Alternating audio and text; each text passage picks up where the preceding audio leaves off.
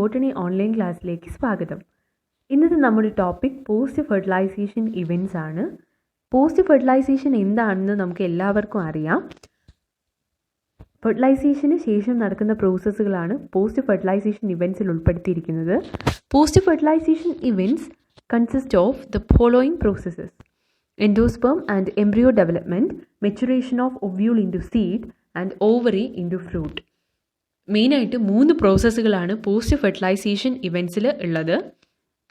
എൻഡോസ്പെർമിൻ്റെയും എംബ്രിയോയുടെയും development, then ovule സീഡിലോട്ട് mature ചെയ്യുന്നത്, ഒവ്യൂള് സീഡായിട്ട് മെച്ചുർ ചെയ്യുന്നത്, then ovary into fruit.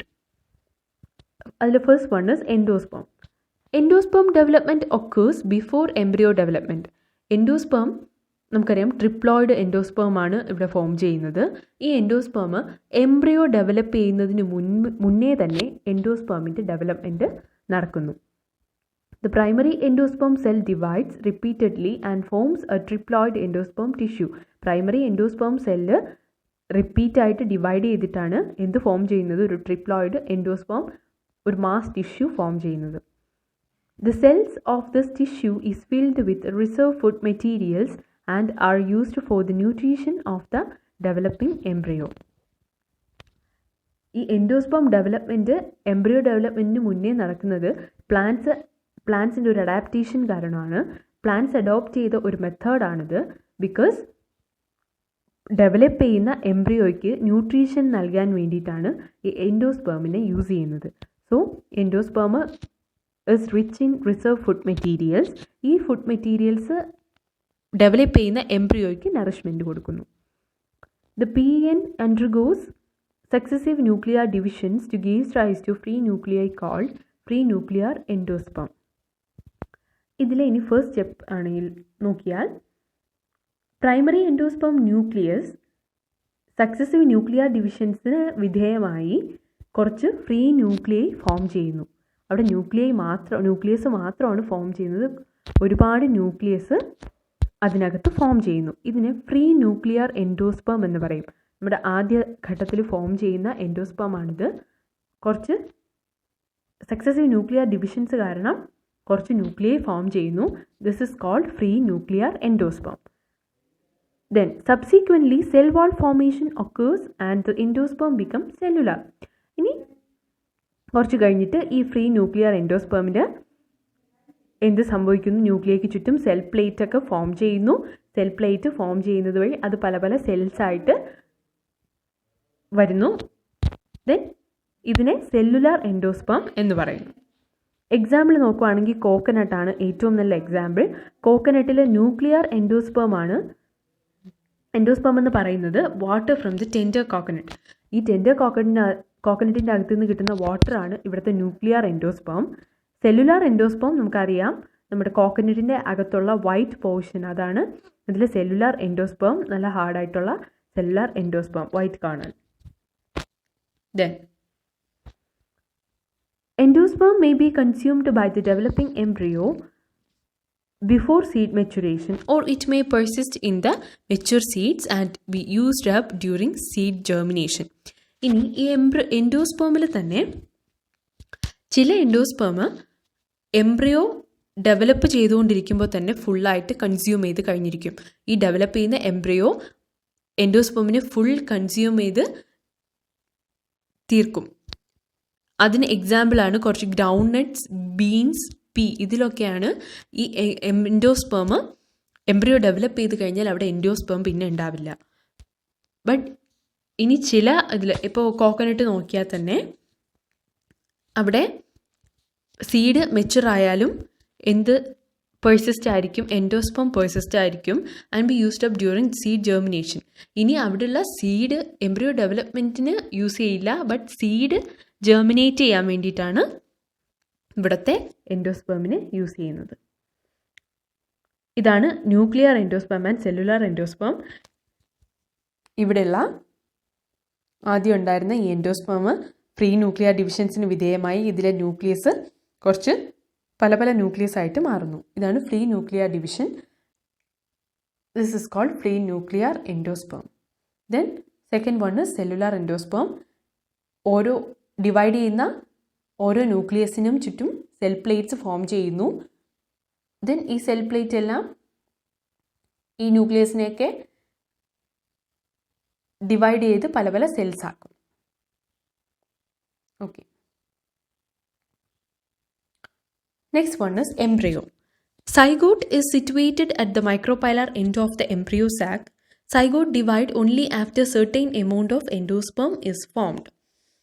Zygote എവിടെയാണ് സിറ്റുവേറ്റ് ചെയ്യുന്നത്? മൈക്രോപൈലാർ എൻഡിലാണ് സിറ്റുവേറ്റ് ചെയ്യുന്നത്. കഴിഞ്ഞ വീഡിയോയിൽ നമ്മൾ പഠിച്ചതാണ്. Zygote divide only after certain amount of endosperm is formed. The early stages of embryo development are similar in both monocotyledons and dicotyledons. ഇനി embryo development, അതായത് എംബ്രിയോജെനി എന്നാണ് പറയുന്നത് എംബ്രിയോ ഡെവലപ്മെൻറ്റിനെ. ഇത് മോണോകോട്ടിലിഡൻസിലും ഡൈക്കോട്ടിലിഡൻസിലും അതിൻ്റെ ഫസ്റ്റ് പ്രൈമറി സ്റ്റേജസ് ഒക്കെ സെയിം ആണ്. Embryo development takes place in the following stages. Embryo ഡെവലപ്മെൻറ്റിൽ ഈ എംബ്രിയോ കുറച്ച് സ്റ്റേജസ് ആയിട്ട് ഫോം ചെയ്യും. ആദ്യം ഈ സൈഗോട്ട് എംബ്രിയോ ആയിട്ട് ഡെവലപ്പ് ചെയ്യുന്ന ആ ഫസ്റ്റ് സ്റ്റേജിനെയാണ് പ്രോ എംബ്രിയോ എന്ന് പറയുന്നത്. Pro embryo. ദെൻ അത് കഴിഞ്ഞിട്ടുള്ള ഒരു ഏർലി സ്റ്റേജ്, അതാണ് ദിസ് എംബ്രിയോ ബിക്കം ഒരു ഗ്ലോബുലാർ സ്ട്രക്ചർ ഉണ്ടാവും. അതിനെ ഗ്ലോബുലാർ എംബ്രിയോ എന്ന് പറയുന്നു. Then next stages heart shaped embryo. Then fourth stages mature embryo. ഈ പ്രോ എംബ്രിയോ ആയിരുന്നത് ഗ്ലോബുലാർ എംബ്രിയോ ആകുന്നു. ദെൻ ഹാർട്ട് ഷേപ്ഡ് എംബ്രിയോ ആയിട്ട് ഏറ്റവും ലാസ്റ്റ് മെച്യൂർ എംബ്രിയോ ആയിട്ട് ഫോം ചെയ്യുന്നു. ദെൻ ഇതാണ് ഇതിൻ്റെ സ്റ്റേജസ്. ആദ്യം പ്രോ എംബ്രിയോ ആയിരുന്നു, അത് ഒരു കുറച്ച് സെൽസാണ്, ഡിവൈഡ് ചെയ്യുന്ന കുറച്ച് സെൽസിനെയാണ് പ്രോ എംബ്രിയോ എന്ന് പറയുന്നത്. അത് കഴിഞ്ഞിട്ട് ഒരു ഗ്ലോബുലാർ സ്റ്റേജ് ആവുന്നു. ദെൻ ഒരു ഹാർട്ട് ഷേപ്ഡ് സ്റ്റേജ്. ഈ ഹാർട്ട് ഷേപ്ഡ് സ്റ്റേജിനെ പൊതുവെ പറയുന്ന പേരാണ് കോർഡേറ്റ് സ്റ്റേജ്. ദെൻ ഒരു മെച്യൂർ സ്റ്റേജ് ഉണ്ട്. ഈ മെച്യൂർ സ്റ്റേജിനെ പറയുന്ന പേരാണ് torpedo stage. So globular stage, heart shaped stage and mature embryo. ഇതിനു മുന്നേ ഏർലി ഒരു പ്രോ എംബ്രിയോയും ഫോം ചെയ്യുന്നു. Then, dicot embryo. A typical dicotyledon's embryo consists of an embryonal axis and two cotyledons. ഒരു ടിപ്പിക്കലായിട്ടുള്ള dicotyledons എംബ്രിയോയ്ക്ക് രണ്ട് portions ആണ്, മെയിനായിട്ട് രണ്ട് portions ആണുള്ളത്. ഒരു എംബ്രിയോണൽ ആക്സിസും ഒരു സെൻട്രൽ ആക്സിസും പിന്നെ രണ്ട് കോട്ടിലിഡൻസും. ഡൈക്കോട്ടിലിഡൻ എന്ന് പറഞ്ഞാൽ തന്നെ അറിയാം അല്ലേ, രണ്ട് കോട്ടിലിഡൻ ഉണ്ടാകും. Then the portion of the embryonal axis above the level of cotyledons is the epicotyle, which terminates with the plumule or stem tip. ഇനി കോട്ടിലിഡൻസിന് മുകളിലായി എംബ്രിയോണൽ ആക്സിസിൽ കാണപ്പെടുന്ന ഒരു പോർഷനാണ് എപ്പികോട്ടൈൽ. എപ്പികോട്ടൈൽ പോർഷൻ കോട്ടിലിഡൻസിന് മുകളിലായി കാണപ്പെടുന്ന പോർഷനാണ്. Which terminates with the plumule or stem tip. ഇത് പ്ലിമ്യൂൾ അല്ലെങ്കിൽ സ്റ്റെം ടിപ്പ് എന്ന് പറയുന്ന ഒരു പോർഷനിലാണ് എൻഡ് ചെയ്യുന്നത്. ഈ എപ്പികോട്ടൈലിലാണ് പ്ലിമ്യൂൾ കാണപ്പെടുന്നത്. The cylindrical portion below the level of cotyledons is hypocotyl that terminates at its lower end in the radicle or root tip. ഇനി ഒരു സിലിണ്ടറിക്കൽ പോർഷൻ ഉണ്ട്, അത് ഈ കോട്ടിലിഡൻ്റെ ലെവലിൻ്റെ താഴെയാണ്. നേരത്തെ പഠിച്ചു എംബ്രിയോണൽ ആക്സിസിൽ കോട്ടിലിഡന് ഒരു മുകളിലായിട്ടുള്ള പോർഷനിൽ ഫോം ചെയ്യുന്നതിന് എപ്പികോട്ടൈൽ എന്ന് പറഞ്ഞു. It's terminates with the plumule or stem tip.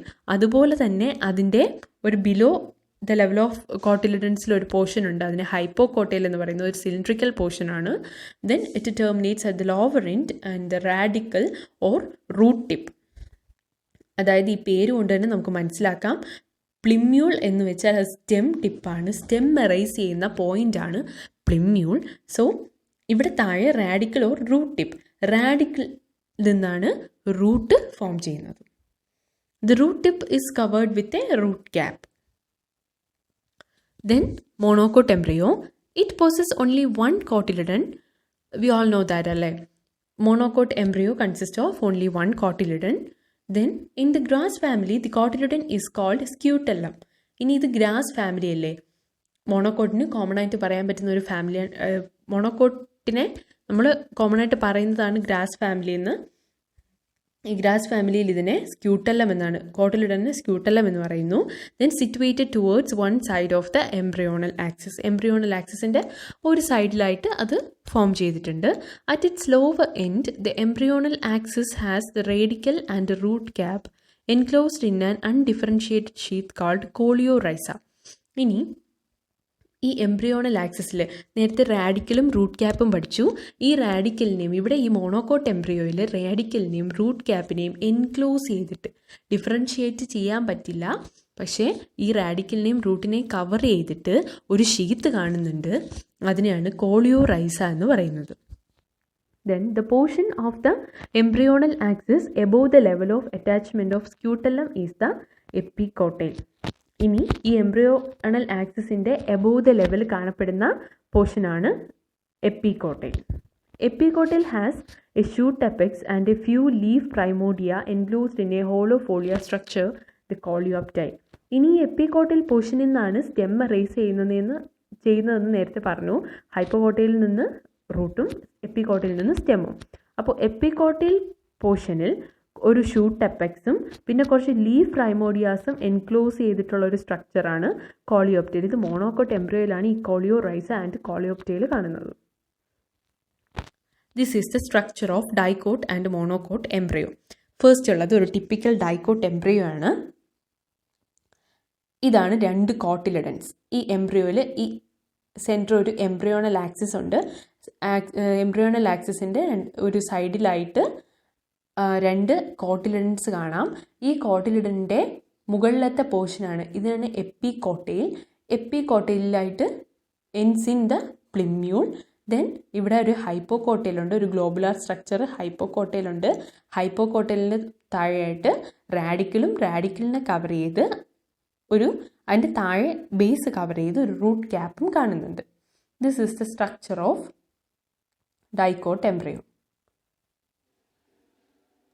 Then this is the monocot embryo. ഈ മോണോകോട്ട് എംബ്രിയോയിൽ പഠിച്ചു, ഇവിടെ കോട്ടിലിഡനെ സ്ക്യൂട്ടല്ലം എന്നാണ് പറയുന്നത്. ഒരേ ഒരു കോട്ടിലിഡനെ ഉള്ളൂ, അതാണ് സ്ക്യൂട്ടല്ലം. ഇതാണ് സ്ക്യൂട്ടല്ലം. ദെൻ ഇവിടെയുള്ള ഈ ഷൂട്ട് അപ്പെക്സിനെയും ലീഫ് പ്രൈമോഡിയാസിനെയും കവർ ചെയ്തിട്ട് ഒരു ഷീത്ത് കാണുന്നുണ്ട്, അതാണ് കോളിയോപ്റ്റൈൽ. ഇതിനകത്താണ് ഈ ഷൂട്ട് എപ്പെക്സ് കാണുന്നത്. ഇതിന് ചുറ്റും കുറച്ച് ലീഫ് പ്രൈമോഡിയാസും കാണുന്നുണ്ട്, ലീഫ് അറേസ് ചെയ്യുന്ന പോർഷൻസ് അതും കാണുന്നുണ്ട്. സോ ഇതിനെ ഈ കവർ ചെയ്യുന്ന പോർഷനെ കോളിയോപ്റ്റൈൽ എന്ന് പറയുന്നു. ദെൻ ഏറ്റവും താഴെയായിട്ട് ഇവിടെ റാഡിക്കലും റൂട്ട് ക്യാപ്പും ഉണ്ട്. ഈ റാഡിക്കലിനെയും റൂട്ട് ക്യാപ്പിനെയും കവർ ചെയ്ത് ഒരു ഷീത്ത് കാണുന്നു, അതിനെ പറയുന്ന പേരാണ് coleorhiza. Then coleoptile and coleorhiza present in the monocot embryo. ഇനി ഇവിടെ മുൻപ് പഠിക്കാത്ത ഒരു സ്ട്രക്ചർ കാണുന്നുണ്ടല്ലേ, എപ്പിബ്ലാസ്റ്റ്. ഈ എപ്പിബ്ലാസ്റ്റ് എന്ന് പറയുന്നത് ഈ എംബ്രിയോ ഡെവലപ്പ് ചെയ്യുമ്പോൾ അതിൻ്റെ സൈഡിൽ നിന്ന് അൺഡെവലപ്ഡ് ആയിട്ടുള്ള ഒരു കോട്ടിലിഡൻ എന്ന് വേണമെങ്കിൽ പറയാം.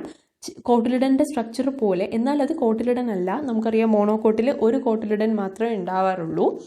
അൺഡെവലപ്ഡ് ആയിട്ടുള്ള ഒരു കോട്ടിലിഡൻ്റെ സ്ട്രക്ചറാണ് ഈ എപ്പിബ്ലാസ്റ്റ്.